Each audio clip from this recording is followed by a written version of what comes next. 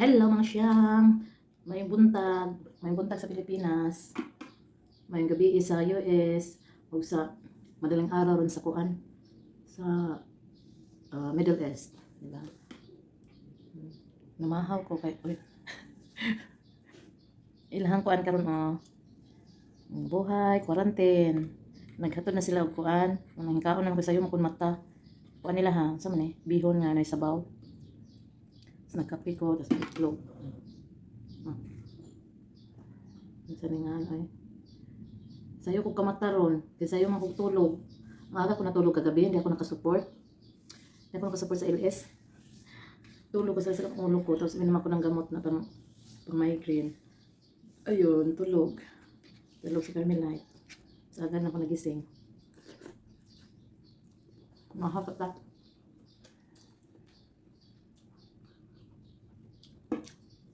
Kung na lang ikaon, kay init pa ba? So, kaya na eh. Mabalik pag katuog, balik ko tuog. Pag manani. Pag magkaon tuog. Ano, the-vlog sa ako ko. Kano na po tayo pang ano. Upload ba? Mas pinagatarisod. Kuwang sa asin. Kuwang sa asin. Ilang kuwang. Kuwang sa asin. Na paper. Ilang. Napan. Amoy. Amoy sabon. Reklamador man yung ano. Libre ka ba? Nagana ka, libre mo dahil.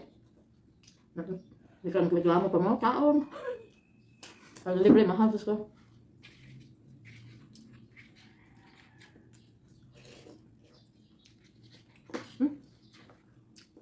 Matangan tagas mo. Ini tanong po na ako eh. Ang iba, nakayang isi.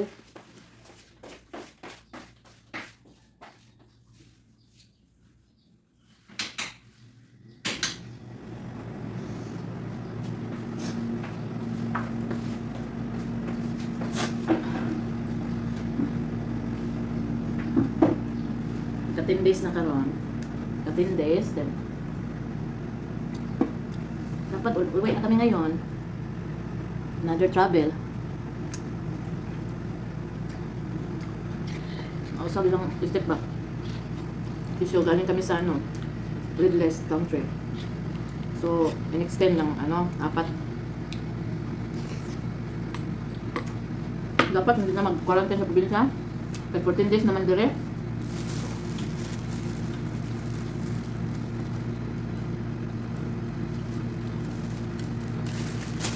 Nakuha ng result kahapon. Kalagay sa Diyos.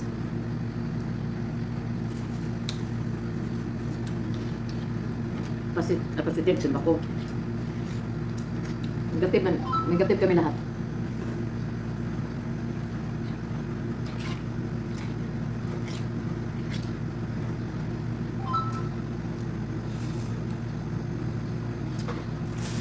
Amoy, sabon ka na, ubos pa rin. Ano ba? Bago ka naman, diba?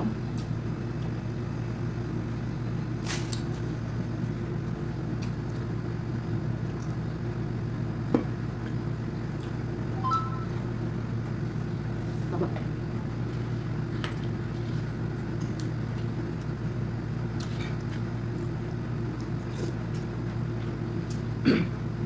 Balak umuwi.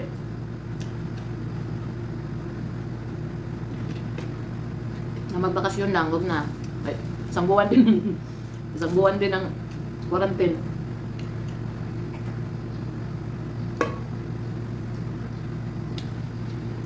Oh, pero isang buwan din kasi 14 days sa Manila. Pero pag galing kayo sa ibang hindi sa green list kayo, 7 days lang. 7 days lang, uwi na. Tapos probinsya, depende sa protocol sa LGU. Diba?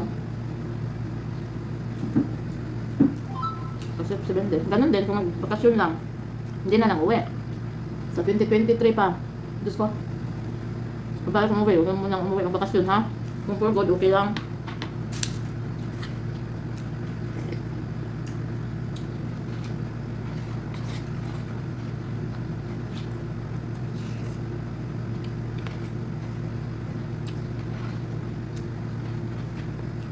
Sarap ang nilagyan ng asin eh. Asin at saka black pepper. Hmm?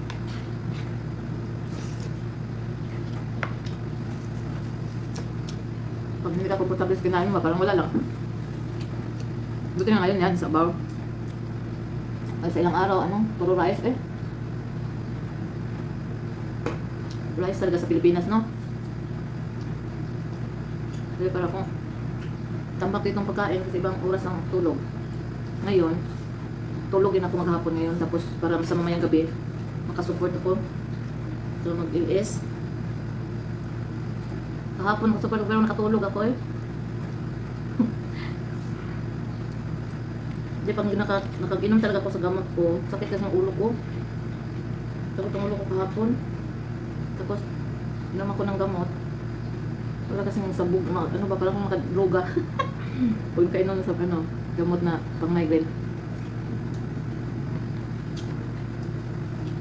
Para lang yun, naantok ka. Pag sakit ng katawan mo, ba't ganun ang gamot na yan? Pero mawala talaga yung sakit sa ulo mo. Ang kapalit lang, yung antokin ka, saka sakit katawan mo, yung mga buto, ganun. Pero pagkatapos niya, mag-aana. Ngayon, nakagising ako. Okay na, na sa katawan, saka sa ulo, mag-aana. Exercise tayo mamaya, mag-tiktok na naman tayo mamaya. Hanap tayo ng tiktok na hindi, iskiri-iskiri. Kagkatuwa. Enjoy ka din sa tiktok ka. So, kung tiktok ko, 1 year nung una pa lang sa pandemic, nag-tiktok ako, wala pa tong YT. Mayroon akong tiktok noon, yung ko naman sa tiktok, kanta-kanta.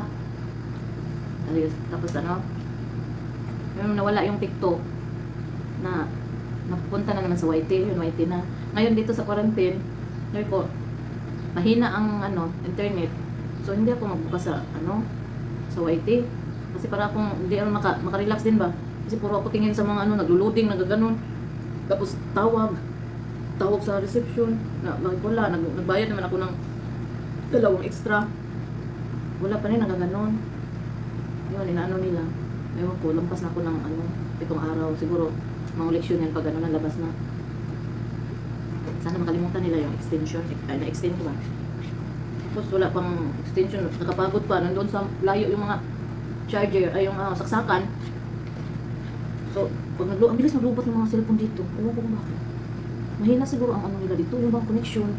Mahina pa wifi. Tapos yung mga line up pa sa mga wire sa mga wiring nitong mga saksakan. Parang hina. Hindi ko alam. Kung hindi ako matulog, hindi mapuno ng kasi hindi ko sana i-charge pag nandito ako para hindi ako punta doon. Dito lang ako nakaupo sa kama. Nakakaano naman eh. Parang wala nang gano'n.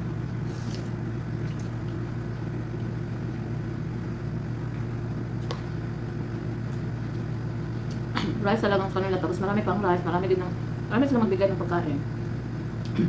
Hindi katulad sa iba doon na ibang nakatira sa ibang mga hotel na nagreklamo na konti lang daw ang doon. Rice, at saka ulam, konti lang, hindi yung babitin ka ba sa kain. Dito sa kanila, hindi ka mabitin kasi masobra pa nga eh. Hindi ko maubos minsan nasayangan ako sa rice ba nung hanapin natin yung rice. Pag nasalitin na tayo, hanapin yung mga rice ba, hanapin. Kasi rice is life talaga dito. Pag dito ka sa Pilipinas, doon, hindi ako masyado makakain ng doon yung rice. Pag yung luto ka sa kanilang daming proseso yung sa mga amo ko, so hindi na ako makakain hindi ako makaluto ng sarili ko. Kung lang pagkain doon, pero mataba pa rin ako dahil sa ba? Kung saan ako makakain yun? Dahil sa yung pagkain ba na ikaw magluluto, para ka talaga yung amoy, kaya siyempre tataba ka talaga, maamoy mo yung mga pagkain, kahit hindi ikaw mismo ang kumain. Kasi taba ako dahil ang kinakain ko na lang mga sweets ba. Gusto kong kumain ng pagkain natin, gusto ko ng gulay, sabaw. Hindi ka makaluto ng sarili mo dahil nandiyan amo mo. So, dito naman, buti nga yun, nakasabaw. Pero talaga, breakfast, lunch, at saka dinner. Rice talaga, 2 takal. Sayangan din, hindi ko kasi, tagal ko magising, tapos, na anuhan na yung tambak na yung pagkain. Hindi ko pa yan itapon dun sa labas kasi nga baka makita nila na hindi ko nakain ng kanin. Ulam lang. Kasi napunta ng ulam dito sa kabila. Dito na lang kumain kasi maano. Sayang ba yun? Kung nasa atin yun, pwede i-fried rice yun ba? Para makain. Sayang. Dami silang ano dito. Okay sila magbigay ng pagkain. Sa kabila kawawa kasi ano. Kunti lang daw, mabitin sila. Pero pwede sila magpa-deliver doon. Dito hindi kasi pwede. Ayaw nila nung may mag-deliver dito ng pagkain. Bakit?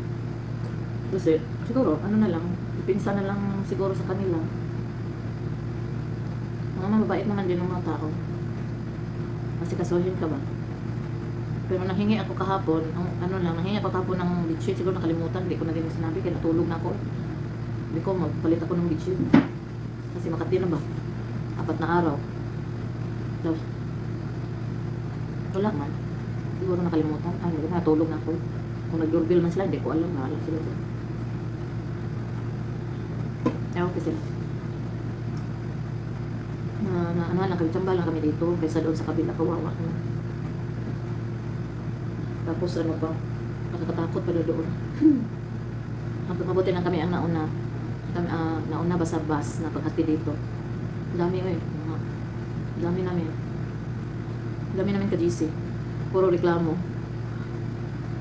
Pero hindi na tayo magreklamo. Buti nga, libre tayo.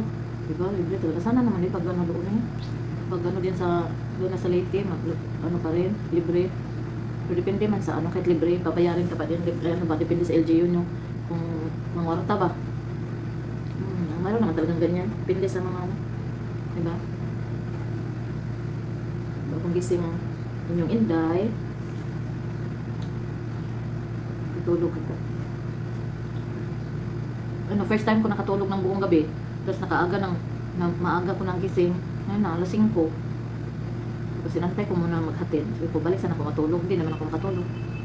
Sinantay ko yung ito, rasyon. Sayang, hindi ubusin mo. Grasya to eh. Grasya.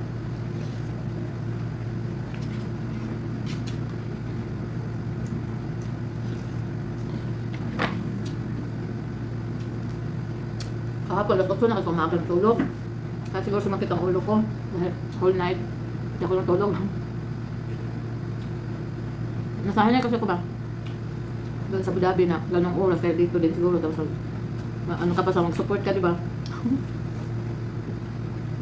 Nakakaano kasi yung white tea. Parang ma-enjoy ka ba? Wala ang tulog mo.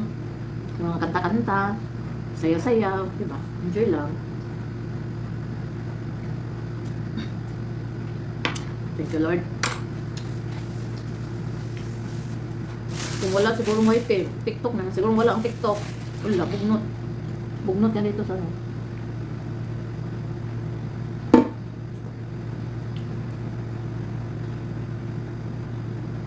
Tapos tulog ulit, no?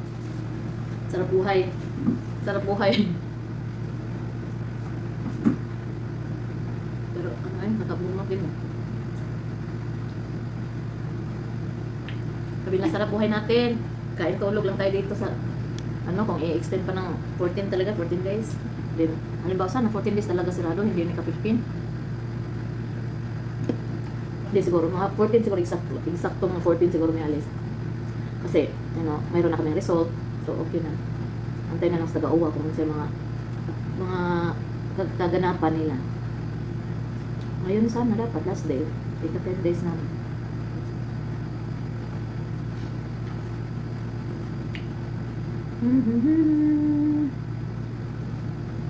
Salamat na siya.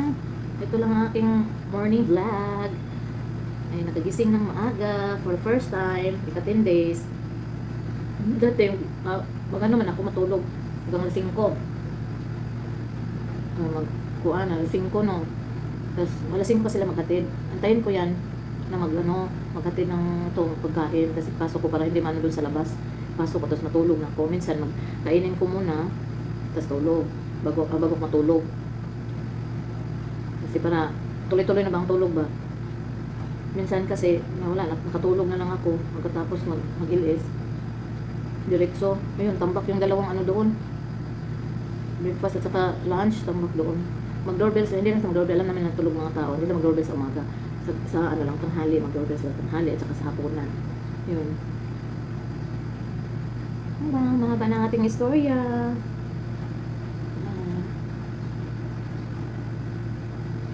Di ba, nag-live ako, okay pa naman, tulog ang mga tao, mag-live ako.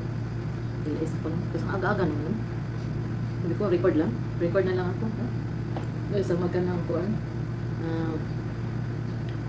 Ang hina din ng net. Ewan ko, nung first day and second day, mas maganda, ma-okay pa ang net nila.